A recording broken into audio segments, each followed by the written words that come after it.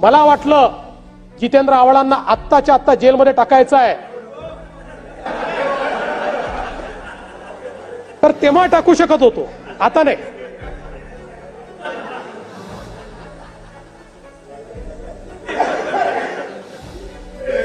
हे तुम्ही ईडी आणि काय काय सांगता.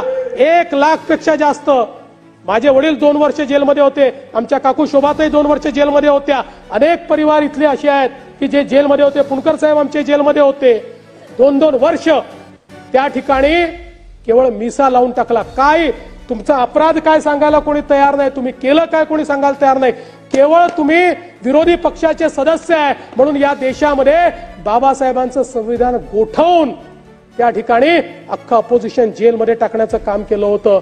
उभा देश झाला आता एक बंदी शाळा, इथे देवकीचा पाना दुधाने जळाला. कसे पुण्य दुर्दैवी, अरे कसे पाप भाग्यशाली, अरे पुन्हा एकदा आयुष्याच्या पेटवा मशाली.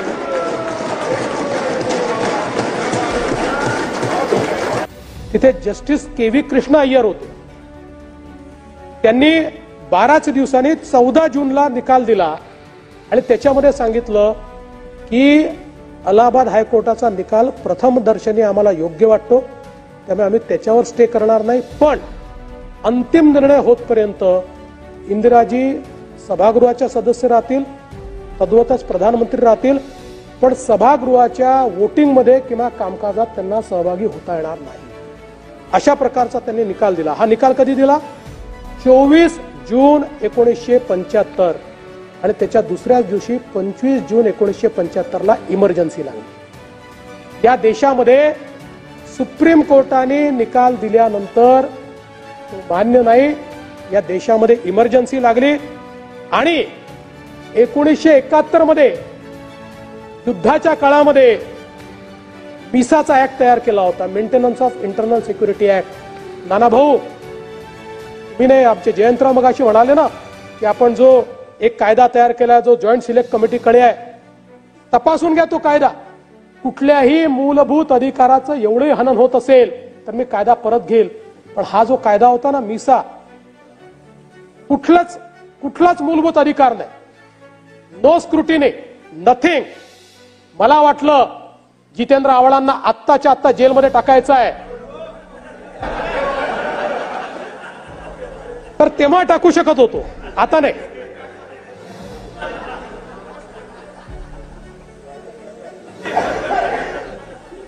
आणि ही इमर्जन्सी लागल्यानंतर आपण संविधान बचाव म्हणता. काय झालं होतं?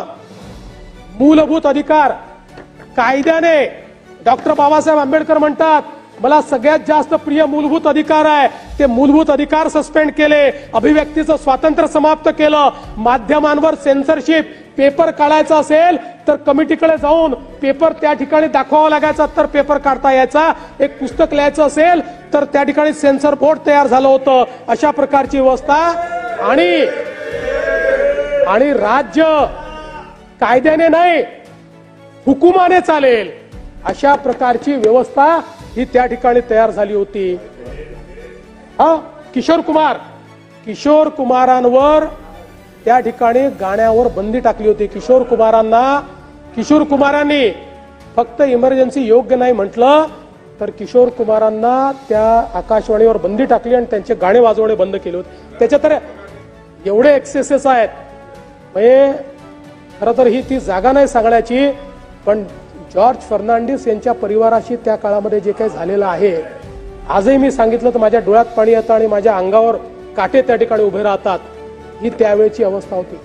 1 लाख पेक्षा जास्त विरोधी पक्षाच्या लोकांना जेलमध्ये टाकलं होतं.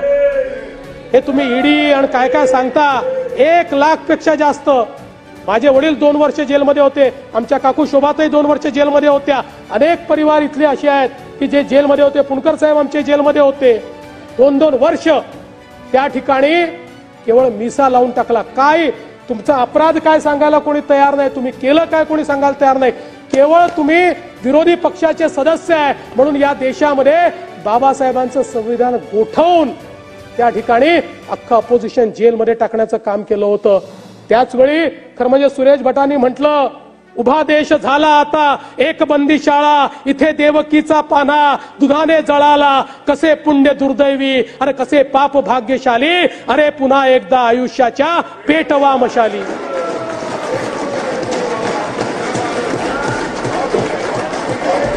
आणि एवढं करून थांबलो नाही आपण. 42वी घटना दुरुस्ती केली. 42वी घटना दुरुस्ती. या 42व्या घटना दुरुस्तीला काय म्हणतात माहितीये? Mini constitution. या 42व्या घटना दुरुस्तीने भारतरत्न डॉक्टर बाबासाहेब आंबेडकरांच्या संविधानामध्ये 99 बदल केले एका झटक्यात. 99. त्यातला सगळ्यात महत्वाचा बदल काय होता माहितीये?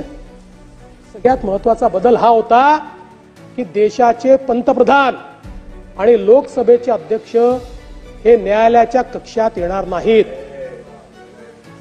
आणि रेट्रोस्पेक्टिव्हली जाऊन, त्या दिवशी नाही, रेट्रोस्पेक्टिव्हली जाऊन त्यांच्या निवडणुका न्यायालयाच्या कक्षेच्या बाहेर काढल्या. आणि हा जो सुप्रीम कोर्टाने दिलेला निकाल होता इंदिराजींच्या विरुद्ध, तो निरस्त करण्याचं काम केलं. आणि एवढंच नाही तर याच्यामध्ये डॉक्टर बाबासाहेब आंबेडकरांनी जेव्हा संविधान लिहिलं तेव्हा संविधानाच्या उद्देशिकेमध्ये भारत सार्वभौम लोकतांत्रिक गणराज्यच होता. त्याच्यामध्ये समाजवादी आणि धर्मनिरपेक्ष हे इमर्जन्सीच्या काळामध्ये स्वर्गीय श्रीमती इंदिराजींनी टाकलं. हे शब्द हे भारतरत्न डॉक्टर बाबासाहेब आंबेडकरांचे नाहीत, त्या मूळ संविधानात नाहीत. कारण बाबासाहेबांना हे माहिती होतं की या देशाचा मूळ आत्माच धर्मनिरपेक्ष आहे. या देशामध्ये कधीही या देशाच्या लोकांनी, विशेषतः इथे राहणाऱ्या बहुसंख्य समाजाने, हिंदू समाजाने, भारतीय समाजाने जगावर कधीही तलवारीच्या जोरावर विजय मिळवण्याचा प्रयत्न केला नाही. जगाने ज्यांना बहिष्कृत केलं, परिष्कृत केलं, त्या सगळ्यांना या भारताने आपल्याकडे सामावून घेतलं आणि त्यांना या भारताचा हिस्सा केलं. आणि म्हणून ते टाकलं नव्हतं, पण त्याच्यामध्ये हा बदल त्या ठिकाणी करण्यात आला. आपल्या देशाचं संविधान हे 10 ते 12 देशाच्या संविधानातील गोष्टीपासून तयार झालं असल्याचा आरोप काही जण करतात, पण ते तसे नाही. हे पूर्णतः भारतीय तत्वावर तयार करण्यात आलेले संविधान आहे, असं मुख्यमंत्री देवेंद्र फडणवीस यांनी आज सभागृहात बोलताना म्हटलं आहे. सभागृहात आज संविधानावर चर्चा झाली, त्यावर भाष्य करताना मुख्यमंत्री बोलत होते. पुढे बोलताना मुख्यमंत्री देवेंद्र फडणवीस म्हणाले की संविधान सभेमध्ये भारताच्या ध्वजावर चर्चा सुरू होती तेव्हा राधाकृष्णन म्हणाले, जोवर आपण सद्गुणावर चालत नाही तोवर आपण पवित्रीचे ध्येय साध्य करू शकत नाही किंवा सत्यही गाठू शकत नाही. अशोक चक्र हे कायद्याचे व धर्माचे चक्र आहे. सत्य गाठायचे असेल तर धर्माच्या वाटेनेच जावे लागेल. त्यामुळे या ध्वजाखाली जो काम करेल, सत्य व धर्म त्याचे आचरणाचे तत्व असले पाहिजे, असे फडणवीस यांनी म्हटलं. धर्म हे सातत्याने पुढे जाणारे गतिमान असे चक्र आहे. यापूर्वीच्या काळात आपल्याला जो त्रास सहन करावा लागला तो बदलांना प्रतिकार केल्यामुळे आपल्याकडे अनेक आव्हाने आहेत. काळाच्या बरोबरीने चालण्याचे धैर्य आपण दाखवले नाही तर आपण मागे राहू. जात अस्पृश्यता हे जोपर्यंत आपण त्यागत नाही तोवर आपण सत्य व सद्गुणाचा वारसा सांगू शकत नाही. हे चक्र आपल्याला हेच सांगते की एका ठिकाणी थांबलो तर मृत्यू आहे. ते चक्र सतत फिरत राहिले तर तिथेच जीवन आहे, असंही देवेंद्र फडणवीस यांनी बोलताना म्हटलं आहे.